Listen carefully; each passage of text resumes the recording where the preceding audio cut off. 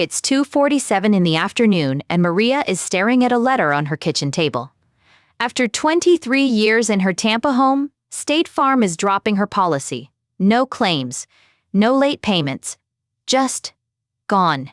She calls her insurance broker, then her mortgage company, then a financial advisor. And the answer she gets from all three? Sell now, before word gets out. Welcome to Money Moves Daily. Today we're exploring how the insurance crisis is quietly destroying home equity in millions of American households and what you can do about it. Here's what they don't tell you when you buy a home. Your property's value isn't just about location, schools, or square footage anymore.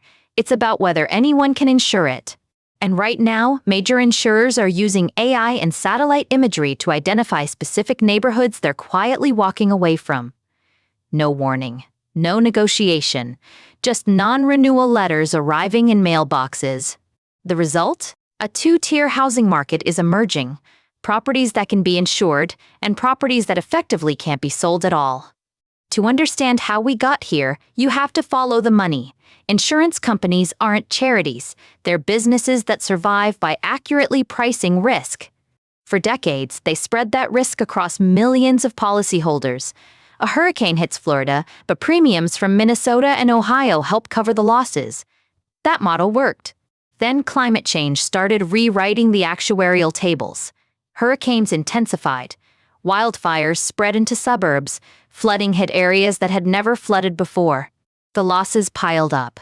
In 2022 alone, insured natural catastrophe losses hit $125 billion globally. Insurers started doing the math, and the math said, get out. State Farm announced it would stop writing new homeowners policies in California. Allstate followed. Farmers pulled back in Florida. The dominoes started falling. And here's the part that catches most homeowners off guard. Insurers don't just raise rates, they can simply refuse to renew your policy. No negotiation, no appeal. Let me give you some numbers that put this in perspective. Florida homeowners insurance now averages $7,136 annually. That's 189% above the national average, more than 4 times what Californians pay.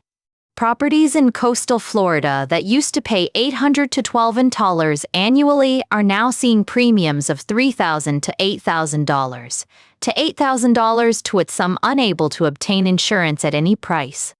And when major insurers leave, homeowners get pushed into what's called the excess and surplus market, essentially last resort coverage with fewer protections and higher costs. Here's a number that should get your attention. The E&S market accounted for 16% of policies in California, Florida, and Texas by December 2025. In 2023, it was under 2%. That 8-fold increase in just 2 years tells you everything about how fast this market is deteriorating. California's FAIR Plan, the state's insurer of last resort, now holds more policies than at any point in its history, and it's seeking an average 36% rate hike. 31 states have seen double-digit rate increases since January 2022. 6 states have experienced increases between 20 and 30%. But here's where it gets really interesting and really troubling. The technology insurers are using to assess risk has become incredibly sophisticated. State Farm and Allstate are now using satellite imagery and artificial intelligence to identify specific neighborhoods they deem too risky. They're redrawing maps by zip code. This means 2 homes on the same street might have completely different insurance outcomes. One gets renewed, one gets dropped. The algorithm decides. And here's the problem nobody wants to talk about. Mortgage lenders require insurance. If you can't insure your property, you can't sell it to anyone who needs a mortgage. That's roughly 80% of home buyers. So an uninsurable property becomes effectively a cash-only transaction. And cash buyers? They know they have leverage. They'll offer 30, 40, sometimes 50% below market value. This is how the two-tier market works. Properties with insurance access retain their value. Properties without it? They're selling at fire sale prices, if they sell at all. United Policyholders puts it bluntly. Properties that cannot be insured are effectively unsellable to anyone using a mortgage. This is destroying value for current owners. And the insurers aren't apologizing. As one industry report noted, major insurers are quietly redrawing their risk maps by zip code and dropping even loyal customers to protect their bottom lines. Now, I want to be careful here, because this is where the debate gets complicated and where reasonable people disagree. Insurers argue they can't price policies below expected losses and survive. They're right. Mathematically, they are right. An insurance company that consistently loses money disappears. Consumer advocates counter that insurers are abandoning communities that paid premiums faithfully for decades. They're also right. Those premiums were supposed to buy protection. States are caught in an impossible position. If they cap rates to help consumers, insurers leave entirely. If they don't cap rates, homeowners face premiums they can't afford. Some states are trying new approaches. In May 2026, Governor Newsom issued a warning to insurers after major enforcement action against State Farm for its market practices. 7 states have now introduced legislation building on Colorado's model law from 2025, requiring insurers to disclose the factors in their disaster risk models. Transparency, at least, is coming. But disclosure doesn't solve the underlying problem. The underlying problem is that we built millions of homes in places that are becoming increasingly dangerous to insure. And here's the deeper question nobody wants to answer. Who bears the cost of climate change? Individual homeowners who bought in good faith? Insurance pools that spread risk across all policyholders? Taxpayers through government backstops? Right now, the answer is homeowners bear it. If you bought in a high-risk zip code, your home equity is being repriced, whether you knew the risk or not. So what can you actually do? Let's talk about practical steps, with the understanding that every situation is different and you should verify these with your own professionals. First, and this is critical, check your policy renewal date and start shopping for alternatives at least 90 days before it expires. Don't wait for a non-renewal notice. If you're house hunting, consider requesting insurance quotes before making an offer. Insurance costs should be part of your affordability calculation, not an afterthought you discover at closing. For current homeowners, it may help to document any improvements and hardening measures you've made. Impact-resistant windows, fire-resistant roofing, updated electrical, these can sometimes qualify for premium discounts. You'll also want to understand the difference between standard coverage, E&S market policies, and fair plan coverage. Each has different protections and limitations. Your agent should explain these. Ask them. If you're considering selling in a high-risk area, timing might matter.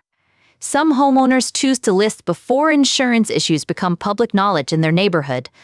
Others price to attract cash buyers directly. And here's something many people overlook. Review whether your emergency fund accounts for potential premium increases of 20 to 50% at renewal. That's the range many homeowners are experiencing. Now, I realize this all sounds pretty bleak. And honestly, parts of it are. But there's also a bigger picture here that's worth considering. Markets adapt. They always do. Eventually. The question is how much pain happens during that adaptation and who absorbs it. Some insurers are experimenting with parametric policies, coverage that pays out based on measurable events like wind speed or rainfall, rather than assessed damage. Faster claims, lower costs. Communities are investing in resilience, seawalls, fire breaks, improved drainage. Some are even buying out the most at-risk properties and returning them to nature. And building codes are evolving. New construction in high-risk areas increasingly requires fire-resistant materials, elevated foundations, and impact-rated windows. These changes won't help everyone. If you bought a 1970s ranch house in a flood zone, there's no retrofit that makes it a good risk, but they might help the next generation of homeowners. If you found this breakdown useful, a like really does help more people find us, and subscribe if you want to keep up. We cover stories like this every week. Here's the honest version of where we are, and you should absolutely verify this with your own advisor. Nobody knows exactly how the insurance market will evolve over the next decade. What we do know is that risk is being repriced. Climate data is improving, and properties in high-risk areas will increasingly bear the true cost of that risk, whether through insurance premiums or reduced sale prices. The two-tier market isn't a prediction anymore. It's already here. The question is just how wide the gap between tiers becomes. For homeowners in affected areas, this means making decisions with clear eyes. Your home may still be a wonderful place to live. It may just not be the investment vehicle it once was. And for anyone considering buying in a high-risk area, factor in the full cost. The sticker price is just the beginning. Insurance, potential premium increases, and resale risk all need to be part of your calculation. Past performance, as they say, does not guarantee future results. A home that appreciated 8% annually for 20 years might not do the same in the next 20 if insurance markets continue their current trajectory. So, Maria in Tampa, the woman we started with, what happened to her? She found coverage through the E&S market at triple her previous premium. She's staying put for now, but she's also watching her neighborhood carefully, tracking which homes sell and for how much. Her home is still her home, it's just different now. The math changed. And that's the reality millions of American homeowners are waking up to. I'm your host at Money Moves Daily. This is not financial advice. Always consult with qualified professionals before making major decisions about your property or investments. Thanks for listening, and we'll see you next time.